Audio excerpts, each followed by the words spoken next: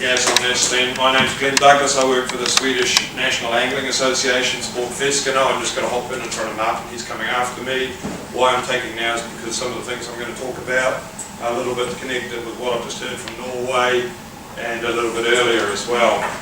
I'm not going to talk about fishing in Sweden at all. I'm going to talk very quickly about data collection and about management and about digital reporting in Sweden. With my organisation, the little bit we do.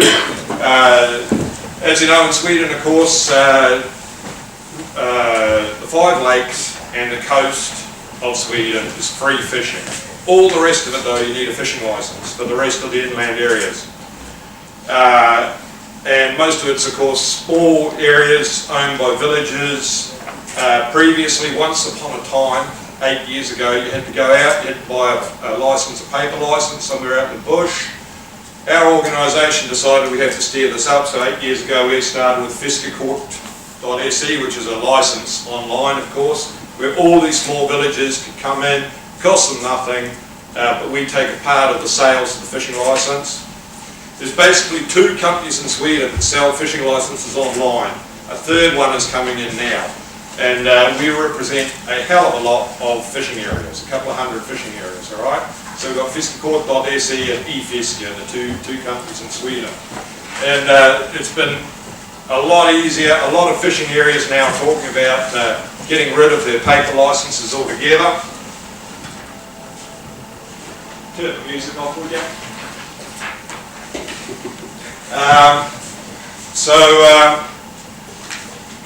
Getting rid of the paper courts, going over to fishing licences online. What the story is these days, of course, you turn up at the riverside, you've got your smartphone with you, you scan off, you can buy the licence straight away, or you can have a look at the map online of the fishing area, or you can get the rules directly online at the riverside.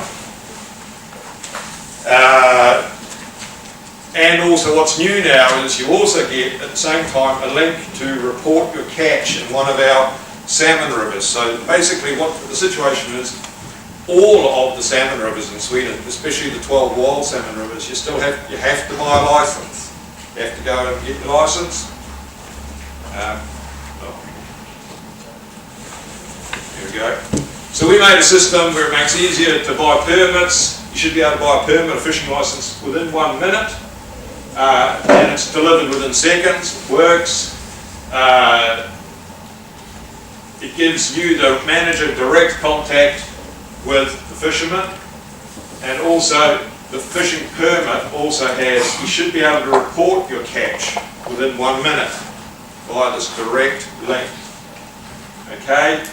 And some places, of course, don't like the idea where you can just go down to a riverside and buy your licence directly at the place.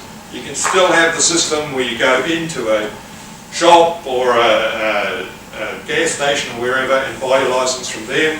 But basically it's the digital system, the blocks, the paper licence are out of the question, and you're just going through our system.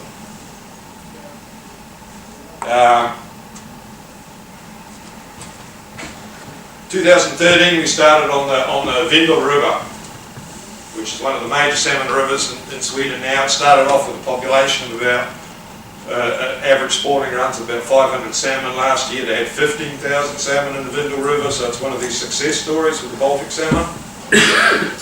Very easy system, guys. This is your fishing licence, you see your name on it, here's the rules for it, and you must report your fishing. Do this immediately when you finish fishing. Click here. It's as simple as that. And see if I can go out online. This is what happens when you click online. Some of you, of course, can't speak Swedish here, but have you caught salmon? Yes. How many salmon have you caught? 2 or no catch. Okay. So you can report no catch, you can report how long your first fish was 78 centimetres. Did you return your catch? Yes. Your next fish, you did not put this one back, you kept this fish and you knew that it was 12 kilo. You can also have an increased, a little bit extra, where you can report if it had an adipose fin or not, if it was a male, did you get controlled by a fisheries control officer, and then you click on that and you put in your catch report. Alright, oh, here I made a mistake, it says here. Yeah. But that's basically the system. You can do this automatically.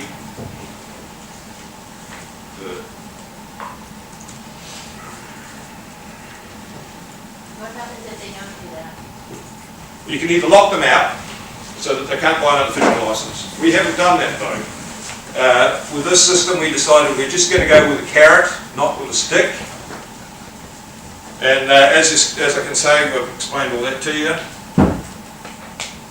I'd like to say that one of the important things here is they get a reminder, first and foremost. Okay, they bought a 24-hour license, they get the thing that they can report directly. After 24 hours comes a text message on the telephone, bling, you have to report again. And it's up to the manager himself. You can decide how many times they get a reminder or not. That's just a cost question. It's 10 cents every time they get a reminder.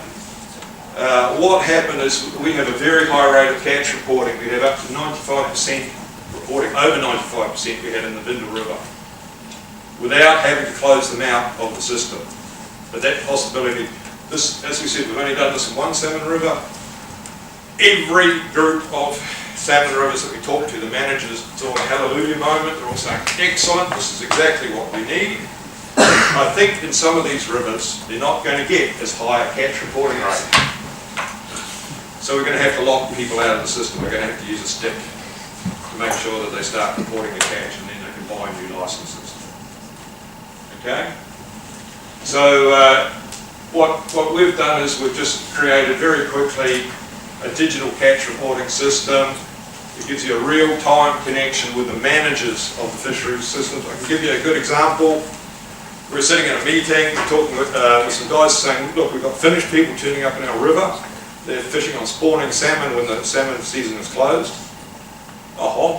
Within 30 seconds, you can go out, you can see who's bought licenses. They saw whether OTSO had bought a fishing license in the first week of September, when the salmon season is closed. And then all you have to do, of course, is lift up your telephone, send an SMS message, because you've already got the person who's purchased the fishing license's telephone number. We send a message to them saying the salmon season is closed. We'll be doing police actions today. So you have a direct contact with people on your river via the mobile telephone. Wouldn't it be easier if it was not able to buy the fishing license on 1st of September? Sorry? Wouldn't it be Yeah, you can do that if you want to, but we also have other forms of fishing as well. We have pike fishing on the river as well. But we know in this case, you can see, this will be poachers. Okay, so what's been very good with this, look, in the deep north, where we live, people are very hesitant to report catches, unfortunately. It's been a case of when they're in the coffin's in the ground, and you're putting the first bit of earth on the coffin, then they might say, I did catch 2 salmon last year. But with this system, you see, immediately we're getting a much higher compliance rate. Question?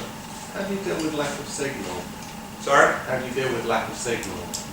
And look, Sweden, we have a pretty good signal rate. That's part of it. But there is a problem. But you're not going to report the catch when you're at the riverside. You report the catch when you're at home, lying on the couch.